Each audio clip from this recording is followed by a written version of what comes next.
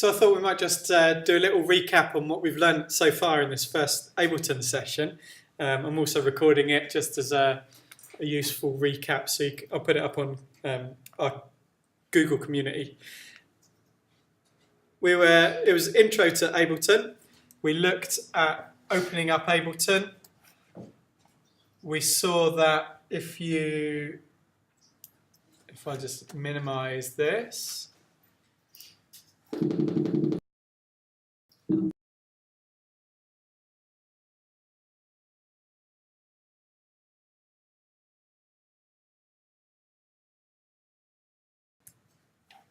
doesn't work minimizing while I'm recording. It doesn't like it. So we loaded up drum sounds by clicking on a MIDI track. We can create new MIDI tracks, insert MIDI track, and we can perhaps load some drums by going drums and choosing something here. Drag and drop allows you to drop it on here, and once it's record enabled with the little red button, you should be able to play the sounds straight from the keyboard there. Recording in, we learnt that we've got the metronome there, and we can also have a count in by clicking the triangle.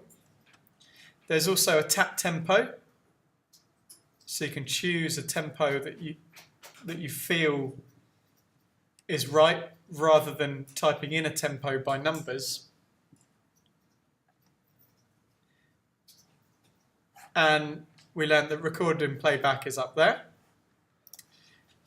We double-clicked on MIDI parts and adjusted quantize values by highlighting the ones that you want to quantize, right-clicking and choosing quantize.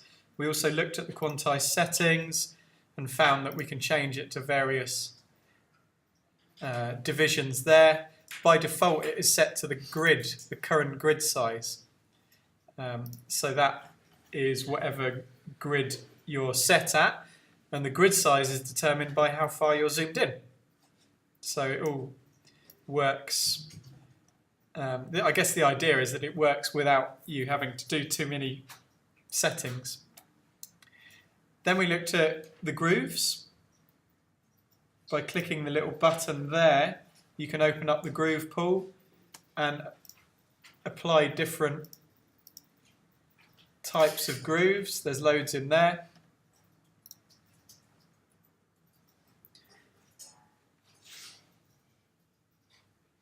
We also learnt that in the instruments, using the library here, we can search for stuff just by clicking up here. If I was looking for piano, I can type piano and it comes up with all the sounds that have pianos.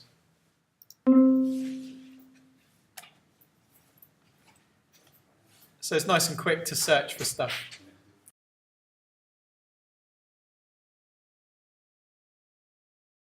Finally, we were messing around with converting audio to MIDI parts. If you've got audio already on your desktop, maybe it's a bass guitar part, it's very easy to right-click on it and use these convert functions here. You can convert to drums and it will analyze the sound of it, and it will try and identify kicks, snares and hi-hats.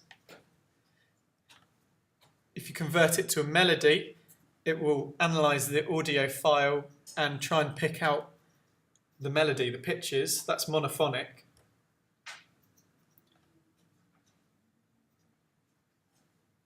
If you convert it to harmony, that is polyphonic. So if you've got chords in there, it will try and pick out each note of the chord.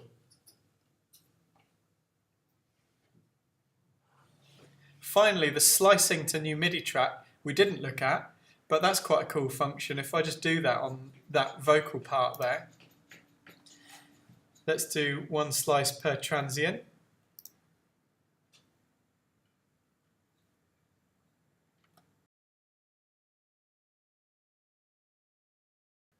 It analyzes the audio file and then creates an instrument. And if I just play this instrument back, it's sliced my vocal up into tiny little bits and mapped it across the keyboard. It's a bit like Logic's convert to sampler track. Let's just have a listen. Really, if you really experiment, I'll just record something that records really records. Pretty stupid, but you get the idea. That can be quite cool if, again, you're recording some stuff from the radio or sampling something in. It's a very quick way of mapping it across the keyboard and turning it into an instrument.